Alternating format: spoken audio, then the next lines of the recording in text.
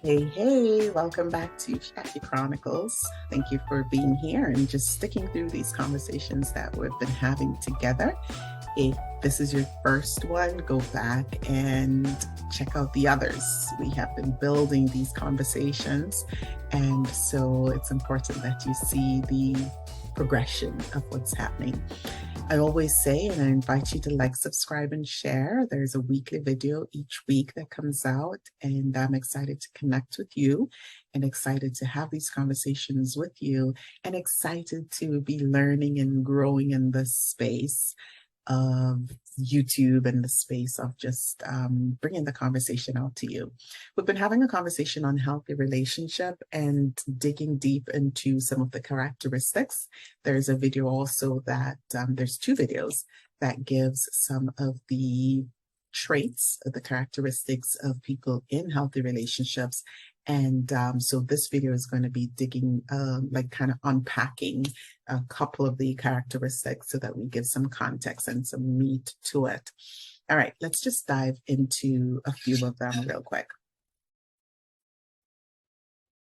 All right, the first one is feels the freedom to ask honestly for what they want. This is a big one because asking for what we want can be tricky, and I thought about this one. Having a voice, for ourselves, sometimes it's something that we have to work on. And especially for us women, having a voice is major work for us. And sometimes we were told to hold our space or hold our corner or not have an opinion or not, say specifically what is needed or to submit and to be submissive. And that's a whole other conversation. But I'm talking about authentically giving voice to what it is that you desire, what it is that you need in that moment. True healthy relationship through true love gives the freedom for you to ask and to receive, as well as for you to accept if the answer is no. Let me repeat that because it's a lot. True love features the freedom to ask, to receive, as well as the willingness to accept an answer of no, if that happens at times. Ask, receive, and also accept if the answer is no. That's a dynamic and a part of the personality that we have to grow through and work through. But giving ourselves a voice is super important in a healthy relationship.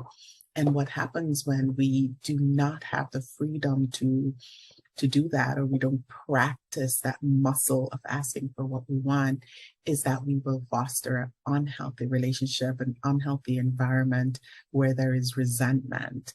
And walking into a relationship thinking that, well, the person should be reading your mind or know exactly what you want, or this is how I was 10 years ago, is not fair to the other person in the relationship.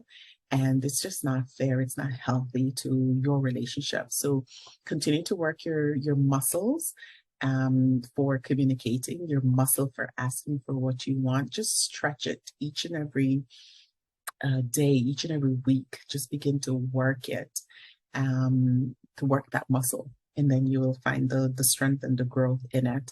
And allow yourself to do that and allow your partner to ask you, give them the space and the opportunity to ask you also for what it is that they really want and need in the relationship. All right.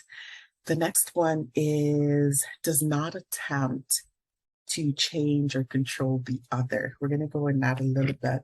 Now, healthy love accepts the self and others as they are.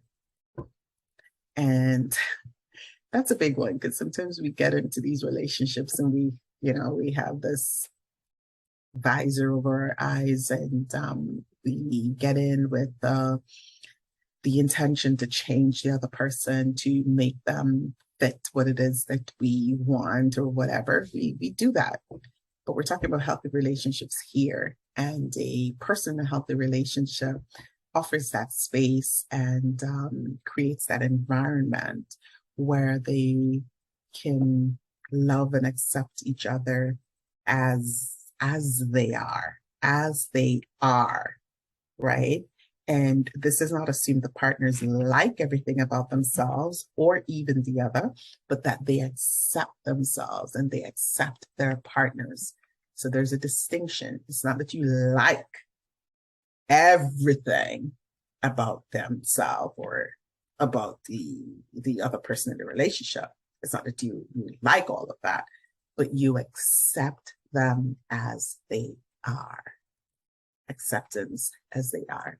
And then you get to work through and do the real work on the relationship, whatever that looks like. Next one, accept commitment. Commitment accepts without resistance. The importance and value of the other person in our life. Accepting without resistance, the importance of the other person in our life. We consider their actions and how our actions affect the relationship. We recognize that autonomy is not always doing what I want when I want it. It's not autonomy, doing what I want, doing what I want to when I want to, but rather taking responsibility for our lives in ways that are least hurtful to ourselves and others. That's autonomy. That's a big conversation to have. It's not about doing what you want when you want to, etc., and having the autonomy in the relationship, but rather taking responsibility for our lives and taking responsibility for it in a way that is least hurtful to ourselves and least hurtful to others. That's a big one and a big conversation to have. And I think the final one that I want to mention here is